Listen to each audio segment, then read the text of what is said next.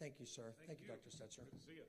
Well, hi, everybody. This is a little different than last night because I'm going to be doing more of a seminar and then a sermon. So I'm not preaching. I'm just explaining. So that's what we're going to do today. So don't get excited and don't enjoy yourself. So we all kind of acknowledge that there's been a shift in our culture the last few years. And I think we can, in some ways, mark it as kind of a post-COVID reality. What's been our post-COVID reality? It seems that we kind of walk through this globe, and as soon as I say that, some of you are triggered by that. You're like, well, I have opinions about that, and I know you do, everybody does, but what I want to kind of walk through is kind of three. We're going to first talk about some ongoing way about thinking of pandemics as a little different.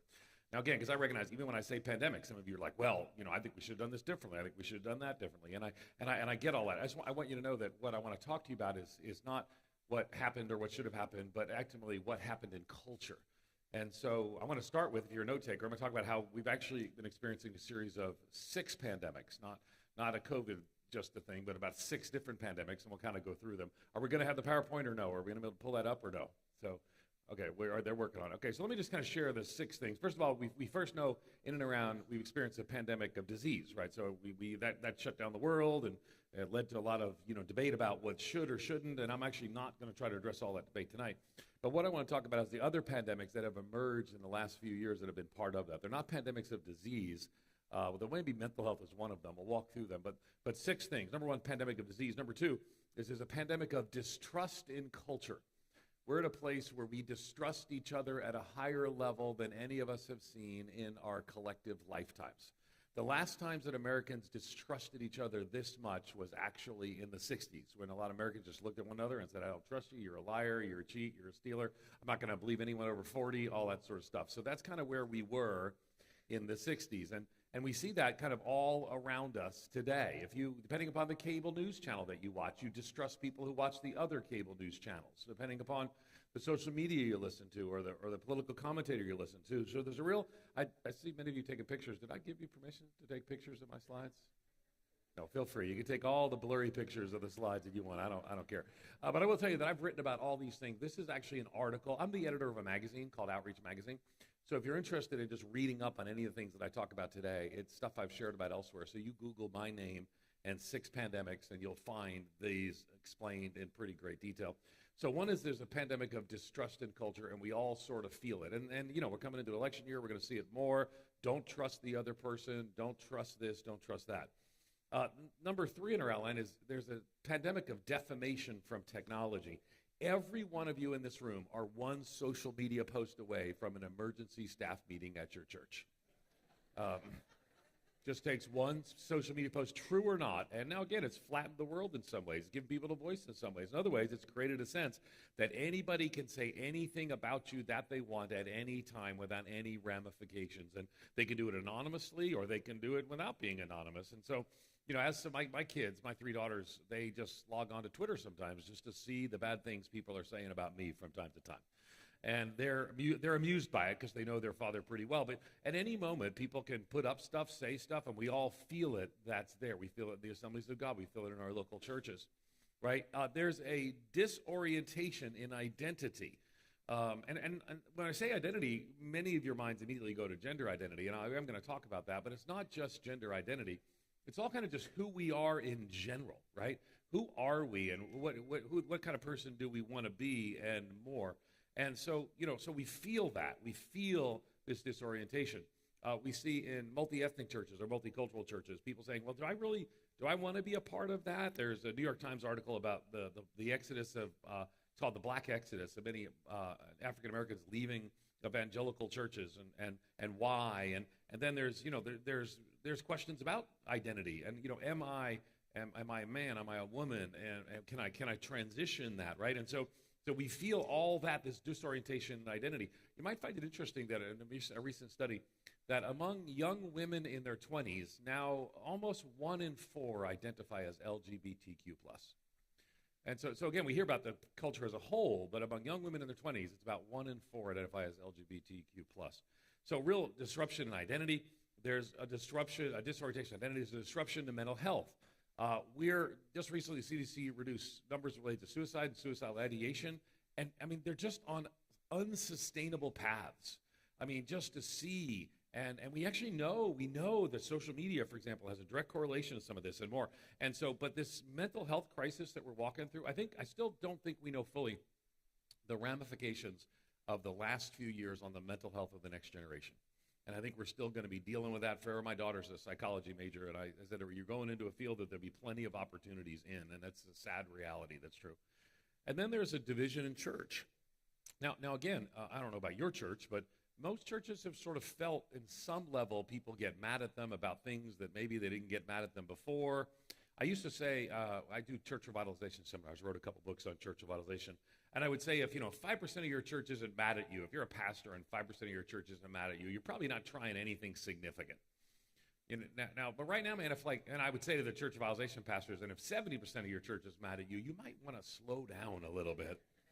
And what I would say is in 2024, if 15 to 20% of your church is somehow unsatisfied with you, you're probably not doing anything significant. It's just there's a greater sense of dissatisfaction and division in church.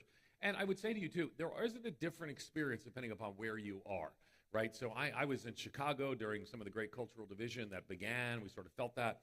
And Chicago walked through it differently, or all kinds of things, right? Like the pandemic itself, right? So like in Illinois, we had shutdowns and lockdowns, and you guys just didn't participate in the pandemic. You said, nah. And you've been kissing each other for 4 years. I mean, nothing stopped with you guys.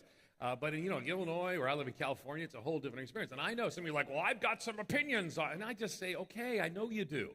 But what I want to talk about is what happened from the cultural division that kind of birthed in and around some of those things. So just from an introductory perspective, we got to recognize that there's all kinds of tumult and turbulence going on in culture.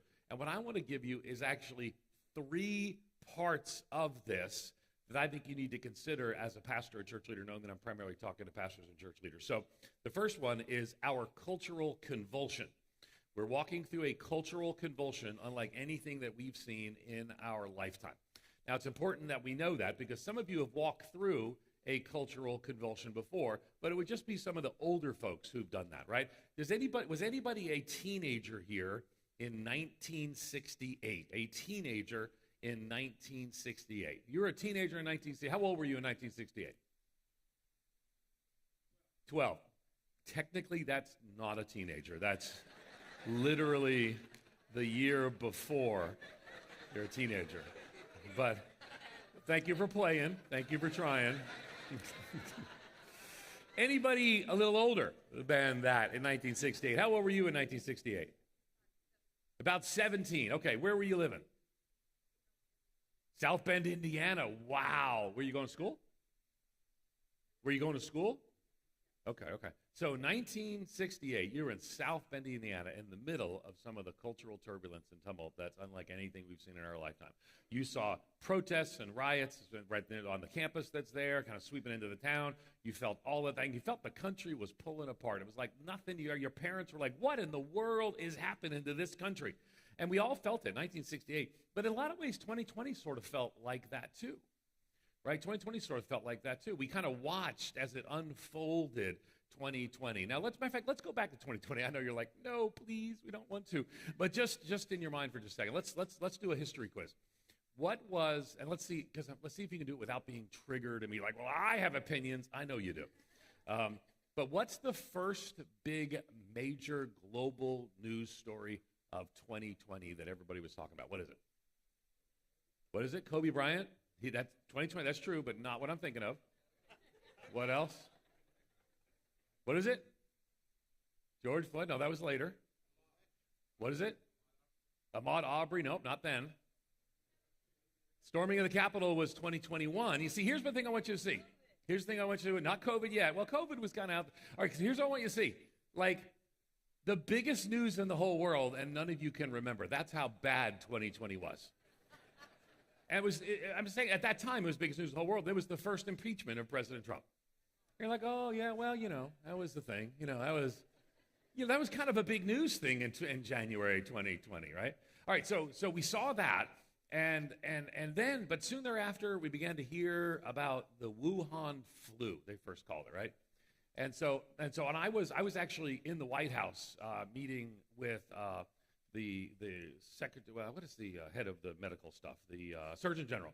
I was meeting with the Surgeon General there, and so we were meeting with the head of the Church of God in Christ, which would be kind of a sister denomination of yours, a predominantly African American Pentecostal denomination. Head of the NAE. We were talking to the Surgeon General about the spread of HIV/AIDS in rural religious communities. Actually, the greatest spread of HIV/AIDS right now is in places like rural Louisiana, not big cities or things of that sort. So anyway, so we're there for a meeting with that, and he was late, and he came back in, and he told us about a meeting he'd just come from, and it wasn't big news yet, and he said, listen, this is going to be the biggest deal in your lifetime, and you should tell the churches, right? Because and it was interesting because the Church of God in Christ was very hard hit by COVID early on. If you followed, they had a meeting with their bishops and lost several of them.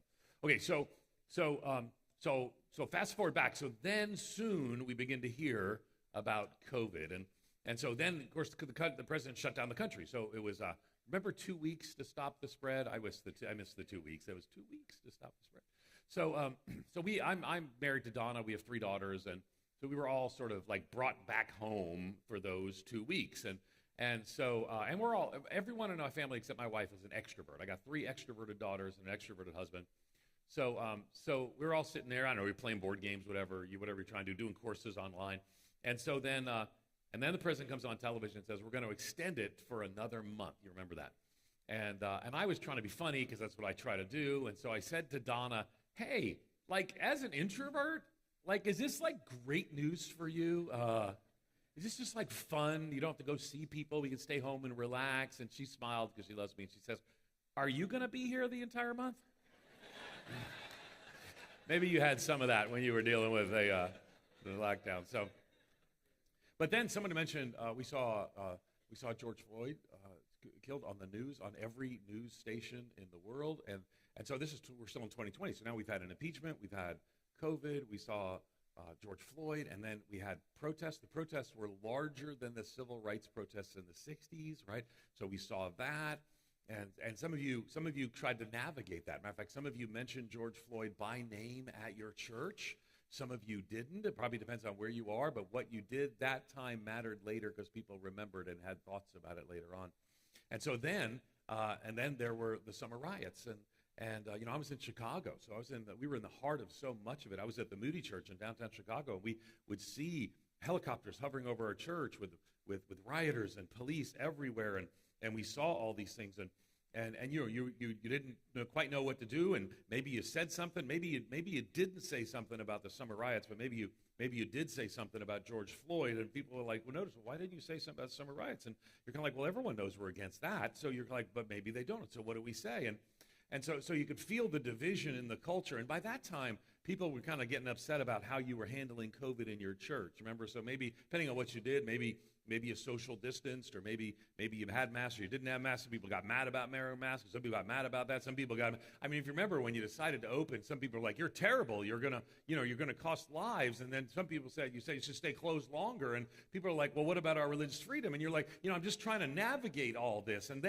But then thankfully we had an election, and that was clearly settled, and we got to move on from there, right? And then people were like, are you going to say something about the election, Pastor? For the first time, matter of fact, I called up, because people started texting me and said, well, what do we do on Sunday? Because eventually Fox News called Arizona for Biden, and so they announced the winner, and I mentioned those in particular because it became controversial later. You say, well, Ed, I got opinions about that. I know you do. I'm just describing the cultural moment. Can you just listen? I don't usually tell you to do this, but listen to Taylor Swift for just a moment. You need to calm down. But nothing else because we're never, ever getting back together after that. So, sorry. People are like, what? Anyway, so all this is taking place, and the election happens, and so I called up Rick Warren, and I know that sounds like name drop. We just had to be friends, and I said, hey, would you do a podcast? What are you going to say Sunday at church? Are you going to pray for the president-elect? Because that's what he's always done. And he said, well, I'm going to pray for the president-elect. And he would tell me later that caused a lot of controversy in his church. Well, I did a podcast with him, and people said, well, I guess we'll do that. And so then people were mad. And then through the fall, people, and by now you're kind of hearing things like, well, if you didn't mention the summer riots, but you did mention George Floyd, and you didn't pray for the election to be rightly decided because it was wrongly decided, or whatever it may be in your church. You felt the pressure, and then you sort of come up, and it's January 6th, 2021, and you saw all that take place, and you actually saw them, you saw them eventually break into the floor of the House and the floor of the Senate and pray in Jesus' name over those places. You're kind of like, well, what do we say now? And maybe you said something. Maybe you said, we are not in favor of breaking into the floor of the House of the Senate and praying in Jesus' name. And maybe you said that, and you mentioned George Floyd by name, but you didn't mention the summer riots, and you didn't speak up on Stop the Steal. And so people are like, well, are you on this side of these issues? Or maybe you were on that side of the issues. And some people left your church mad and went to another church because their church, that church over there was going to be more in line with what they want to do. And can you feel 2020 and you're glad you're not there anymore? Yeah, you can feel the tension that's there. That's the beginning of a cultural convulsion where we found ourselves unsure how to respond, maybe stumbled in some ways and made some mistakes along the way as well, but people aren't, the internet never forgets. So we're in the midst of a cultural convulsion. Now, let me show you this article here. This is an article that David Brooks wrote. Now, David is a relatively new follower of Jesus. This is not a Christian article, but David wrote it in the Atlantic, and I don't agree with everything David writes on everything, but he wrote this article, and he said, America's having a moral convulsion. And I don't think, so I read this article, and I had him in class to talk about it. It was a good conversation, and I came out of that class, though, saying, I don't think it's not America. It's not just moral. But the subtitle there is, levels of trust in this country and our institutions and our politics and in one another are in precipitous decline. And when social trust collapses, nations fail. Can we get it back before it's too late? And I don't think like I told you yesterday, I don't think we know whether we're going to get it back. I think 2024 is going to be more divided. I think churches are a little more savvy of how to navigate it than they were in 2020. But I think 2024 is probably going to be more, not less, divided. And maybe the peak of our cultural convulsion. But he pointed out that every 60 years, America goes through a moral convulsion, as he calls it. But let's look at his thesis here, right? He's quoting a Harvard author and then a secondary author as well, historians. So 60 years ago, we were in 1968, the peak of the cultural convulsion, when you were there in South Bend, Indiana, and the world was on fire. Wasn't far from you where Kent State was, right, where people were shot, killed, where protests were everywhere. It was a lot more violent then than it was now. It was probably more divided, more violent, and more. But that's what 1968 felt like. But if you go back another 60 years to the beginning of the 19th century, the late 1800s, early 1900s, the country was about to tear itself apart again. And you go back another 50 years before that, you're in the Civil War. The country actually did tear itself apart. So his thesis is every 50 to 60 years, America sort of turns on itself and goes to an internal loathing war almost. Sometimes it's a Cold War, sometimes it's a hot war like it was in the Civil War. And I think he's right, and I think we've all felt that in the last several years. So I call it our cultural convulsion. I wrote about this, again, if you just Google my name and cultural convulsion, you'll find the article. So there's a cultural convulsion, but there's also a cultural acceleration. Let's look at another article called Waking Up in 2030. This is by Ross Douthat. Ross Douthat was a former evangelical, by the way, who converted to Roman Catholicism. He's now a conservative Roman Catholic. He thinks that the Pope's kind of liberal. He writes critical articles about the Pope, and he writes in the New York Times. So it's probably the New York Times' one conservative columnist. And so, but he writes this article in June 2020, and he says, it's like we're waking up in 2030. He says the suspended time of the pandemic, fast forwarded, and we saw this in a lot of things. Now, the example he primarily uses is the example of race. So what he primarily uses, he says that, people were talking about race, and maybe they believed in racism. And most people, almost all people say racism's bad. But are there systems that themselves are racist? Do sinful people create sinful systems that perpetuate racist to today? And what was interesting was during the summer of 2020, all the Christian books on racism sold out. Trillia Newbell's book, United, DeMar Tisby's book, sold out. Went to the New York Times bestseller list, actually, after it had been out for a while. John Perkins' books, all sold out. So Christians were having conversations about race in summer 2020, unlike they've ever had before. I bet some of you did here. I bet your state association did some conversations on Zoom. Maybe your national office did some conversations about it as well. So people had these conversations. Well, what Douthat said is that people sort of accelerated, and some people accelerated a lot more. Some people were soon saying that America itself is, to this day, still systemically racist in every place. It's built on the rotting corpse of racism. It's built on America's original sin, slavery. Goes back to traces some of the history. New York Times publishes this, and other people push back and say, hey, wait a second. I mean, I think racism is bad. I'd call out racism if I saw it, but to say that everything are outcomes, if outcomes are different, does that mean it's racist? And so this big debate sort of happened. Why? Because people suddenly culturally accelerated. Now, I know what you're saying at this time, Ed. Go back to funny stories and preaching like last night. Because this is where it gets a little hard and a little complicated, because what happened is Ross Douthat's right, that America suddenly accelerated on issues of race, but not just issues of race. On issues of sexuality, America suddenly accelerated. Let me give you another example. He does not give this example, but I will. It took 40 years for America to change its mind on same-sex marriage.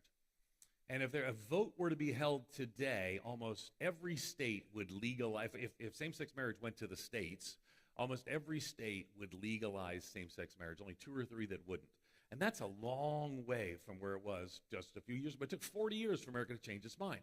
From a protest/riot in New York City called Stonewall until Obergefell, which is the Supreme Court that made same-sex marriage the law of the land. 40 years, right? So you all remember how uncontroversial it was 10 years ago to say, man, I just don't think marriage should be between people of the same sex. And now that actually can cost you your job in some settings. But that took a while for America to change its mind. But America's changed its mind on that issue. And we, conservative Catholics and Mormons, are the only people who haven't changed their mind by and large on that issue. So we're now on the outside of mainstream culture related to marriage, okay? Now, but let's talk about gender identity for just a second. Because my guess is if 5 years ago, I'm guessing none of you, or maybe if you have a really big student ministry and this issue came up, but 5 years ago, I bet few, if any of you, had done anything on gender identity in your churches. I bet today, if you have a robust youth ministry or college ministry, you've had this conversation, and you may be having this conversation on a regular basis.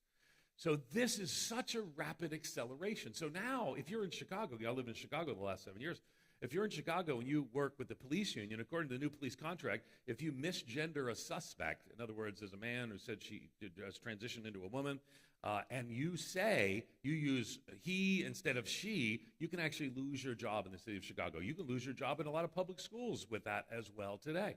Matter of fact, you can get disinvited from mainstream society if you don't do what the new rules are. And that's like a 3 or 4 year old thing. A lot of that accelerated during COVID. As a matter of fact, we can actually see statistically some of the, sometimes people call it contagion, actually takes place when people are online hours and hours a day and sort of walk through. And there's all kinds of, this is not a seminar on transgenderism, but our church, my church, one of the things we believe in my world, I believe that clarity is kindness.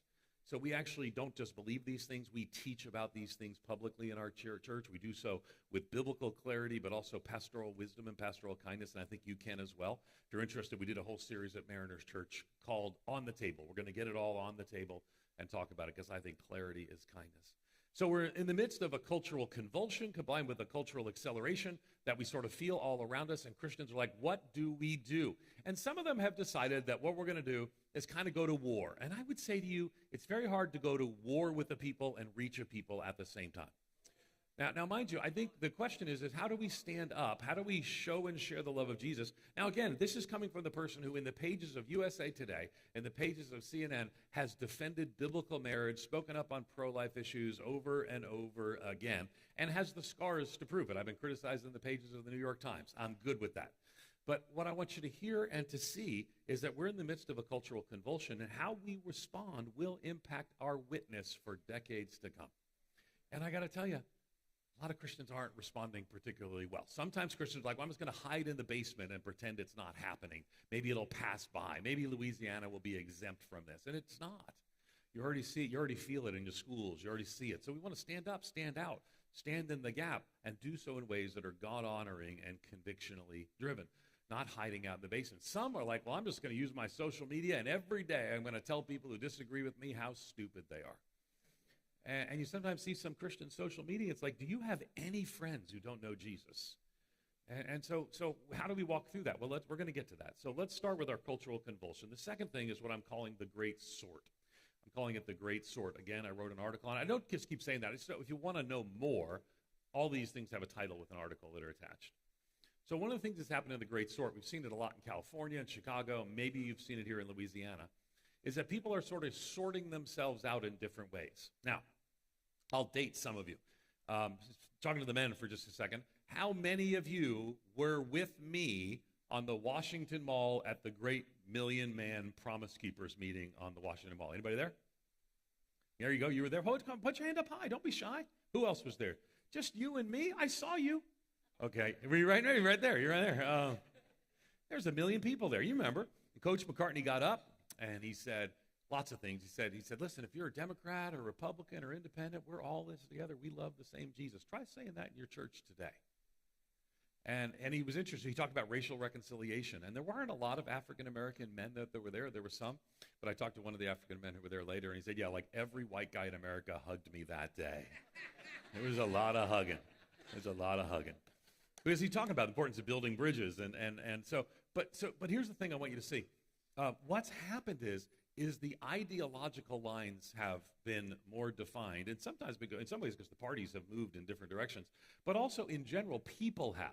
And what I want to show you is I want to show you a strange piece of technology. We're going to put it on the screen here. This is a little piece of technology that's from the Roman Empire. That piece of technology is 2,000 years old. Let me tell you what the Romans did. The Romans created or discovered, mix thereof, a metal that was moldable and foldable, right, that you could, it was technical term is malleable. So they took this metal and they folded it. Welding didn't exist. So that is a pipe that is folded metal. You can actually see the top of it folded on top. And so you use this metal, this miraculous metal that just changed everything, and they used it for running water in their homes. They had hot and cold running water in the homes of the rich 2,000 years ago.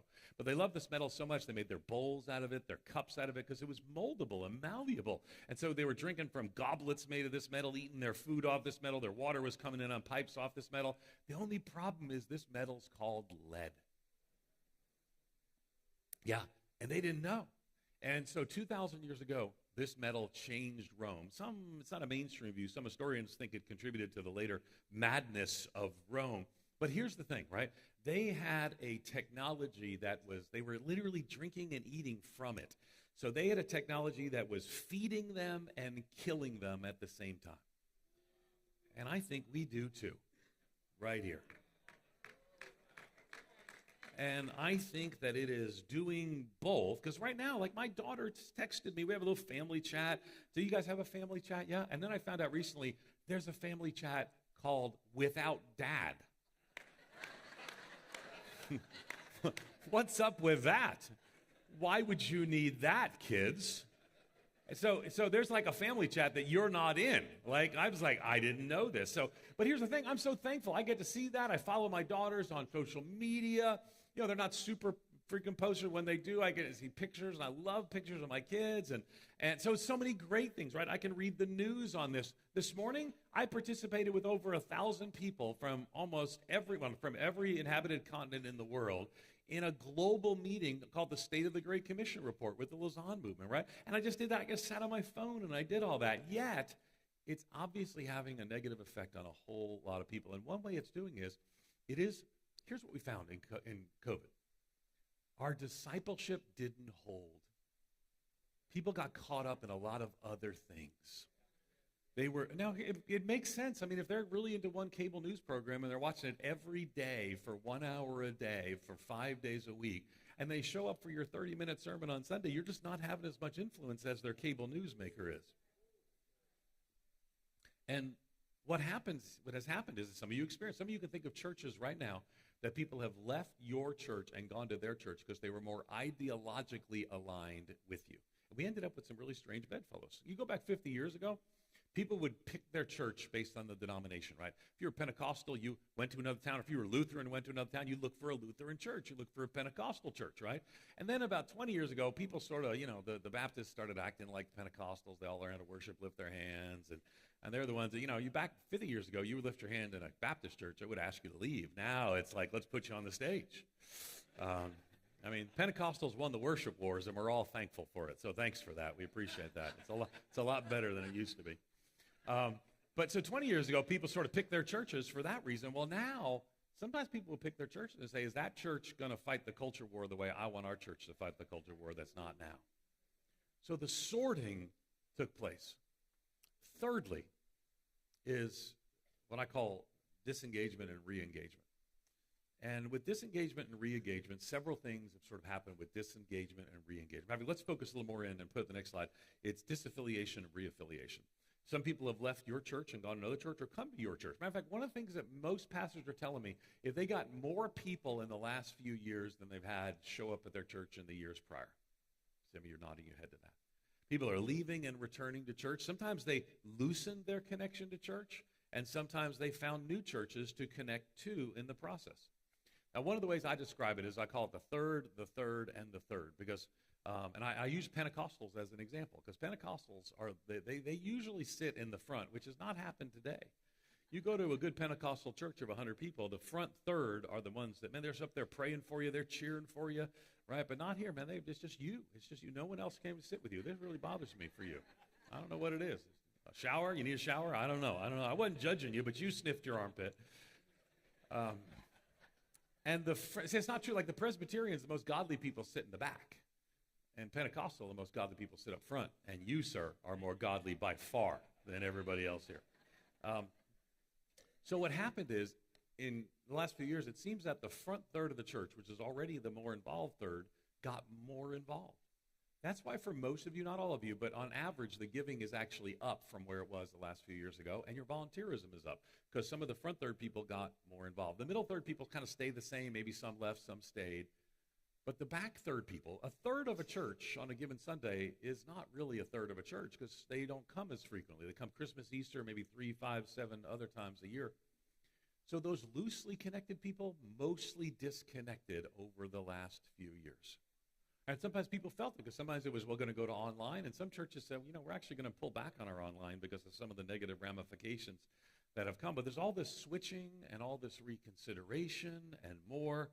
And in some cases, a lot of people have been left behind. On average, fewer people are going to church weekly than were before COVID. And we saw it go down, came up some, but there's been a net decrease. Now, your church may be different. My church is different, right? So sometimes larger churches have picked up more people who disconnected from smaller churches. That's always been a trend that's there. So what does this mean for us? Because we're going to have some dialogue about this. And I've got a verse that I like to share, and it's one you've heard before. It's from Esther 4:14. And it's obviously referring to a specific time and a specific situation. It says, who knows, perhaps you've come to your position for such a time as this. I actually believe that this is a moment that is unlike anything that most of us remember. We might go back to some of our friends who were 12 in 1968, young man. Yeah, but you were close. You didn't have, I made you do the math on the spot, and I apologize for that, because I couldn't have done it either, so I get it. But you've lived through that before. We haven't. But I want you to know that if 24 is going to be more challenging of a year than the prior years, it doesn't mean that Jesus isn't still on his throne. It doesn't mean that the church can't step up and stand out and show and share the love of Jesus. It doesn't mean that we won't do so. We're going to have to, you heard from our friends about legal issues that are here. You're going to have to make some decisions, maybe changes to your constitution and more, to make sure that you're ready to weather the increasing secular environment in which we live. But here's some things that have happened the last few years. What's happened the last few years is many people in the culture have realized this isn't working. And what we're seeing is people saying, at the end of the day, our culture is failing, it's falling apart, and I wonder if there's something else. And that's what they asked at the end of the 1800s and the beginning of the 1900s. It led to eventually the Welsh revival, and following that, the Pentecostal revival, which would become the fastest growing movement in the history of Christianity. And in 1968, history doesn't repeat itself, but it does tend to rhyme. In 1968, that was the year that Martin Luther King Jr. was assassinated. Bobby Kennedy was assassinated. There was unrest all over. There were Vietnam War protests. You remember them in South Bend. There were civil rights protests. There were riots. There were all kinds of brokenness. You might not be old enough to remember, but there was a global pandemic that year, too. Your grandparents would have called it the Hong Kong flu. It would be H3N2 today. And millions of people around the world And so history doesn't always repeat itself, but it does tend to rhyme. That was 1968. I kind of walk you through 2020. Let me tell you what else happened in 1968. A pastor that I later got to know said to his daughter, "Man, I'd like to meet a hippie. Who are all these crazy hippies?" And that pastor's daughter brought home a hippie, and that hippie was a relatively new follower of Jesus, but he was a mess. He was, you maybe saw the movie, but the movie doesn't tell the whole story. He was in and out of the gay bar scene. He probably died of AIDS later on, but you might know his name is Lonnie Frisbee. So that pastor brought Lonnie Frisbee in, and they started a Bible study there at Calvary Chapel, Costa Mesa, that grew to dozens and then hundreds and then thousands, and really 20 to 30 million people trace their spiritual heritage to the Jesus People movement. And I mentioned last night that was partly me, but it was partly me because there were these washed-up hippies from the 70s who 10 years later showed up at this little charismatic youth thing that I was forced to go to by my mother, where I heard the gospel and was changed by grace and through faith. Now, here's the thing. I don't know. Again, I don't know the future. But who knows? In the midst of this tumult and turbulence, I'm not enjoying it. I'm not enjoying people being mad at each other, the culture being divided, the country being divided, and churches being divided. But if we might lean into some of what we talked about yesterday and others have encouraged you, we might lean into the gospel in this time. What might the Lord do, as he's done before in the Jesus People movement, or he did in the Welsh revival and the Pentecostal movement? What might he do at this time? And I'm hearing, like you are, stirrings of revival in different places. And we all heard of Asbury, but Asbury's, I've preached in that chapel multiple times, and wonderful, but it's back to normal now, but it's not back to normal everywhere. And I'm hearing stories of people on campuses responding at a greater level, of churches seeing more people come to faith in Jesus Christ and more. And so I'm of the view that these could be the days that we look back to 10 years from now and say the Lord worked in powerful, powerful ways. We're going to have a dialogue. I think Eric's going to come back up and someone's coming up doing some Q&A. Is it Eric? Okay, Eric, come on up here. And I want to leave time for some Q&A that's here as well. Hey, thanks for the opportunity to share with you. Let's welcome Eric to the stage. All right. I was the guy at the Million Man March. I had the white T-shirt on. I saw you, man. Yeah. I hugged you. And the cap. Charlie, can you come grab this? Yeah, podium. Thanks. Thanks, Charlie. Hey, so what we're going to do, give you an opportunity to ask any questions that you may have of Dr. Stetzer here. Anything he's talked about here, specifically this morning, I think would be good to focus in on. I want to go ahead and start it, and Charlie's going to be down here in just a second. Get your questions. Charlie will come running. But I want to start with, you had mentioned how the last time around, the election, oftentimes a lot of churches didn't do a real good job. Yeah, I agree. However, you feel like there's better navigation this time around. What do you mean by that? Oh. And what would be some tips for a pastor in this upcoming election? Well, I think in the last time around, there was a sense that we never had anything like this before. We never were asked as readily to comment on social, cultural issues. However, that was the 60s. Like, if you were a pastor in the 60s, people wanted to know where you stood in the civil rights movement. They wanted to know where you stood in the Vietnam War. So it was like that again, where you kind of had to say some things.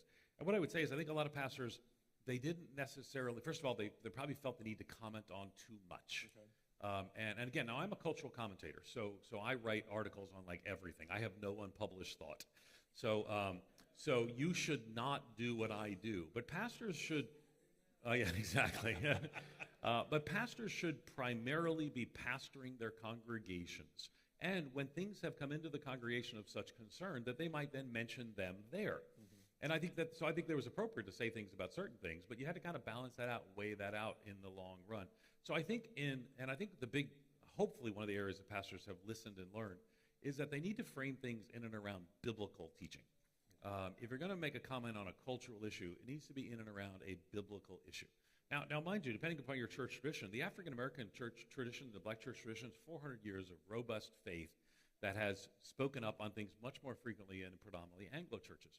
But often does so, for example, might be talking about housing policy, but points to the book of Isaiah, which specifically talks about how housing policy should be in a just society.